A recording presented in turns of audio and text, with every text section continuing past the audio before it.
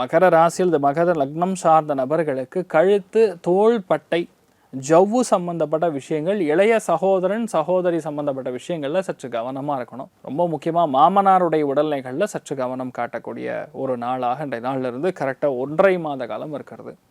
அதே மாதிரி வண்டி வாகனங்கள்லாம் போகும்போது சும்மா தான் நின்றுருந்தேன் அப்படின்னு சொன்னீங்கன்னா தானாக எவனோ தைச்சிட்டு போயிடுவான். அதனால கொஞ்சம் நீங்கள் கவனம் காட்டக்கூடிய ஒரு காலகட்டம். அதாவது உங்களுடைய கவனம் சிதறாமல் இருப்பது நல்லது. மனசில் ஓவராக கோவம் வரும், சின்ன விஷயத்துக்கு கூட ஓவராக டென்ஷன் ஆகுது, உப்பு போடலன்னு சொல்லி ரணகலம் பண்ணுறது, இந்த மாதிரி விஷயங்கள்லாம் நடக்கும். அதனால் உங்களுடைய கோவத்தை குறைத்து கொண்டால் நிறைய மாற்றங்கள் கண்டிப்பாக நீங்கள் பார்க்கலாம்.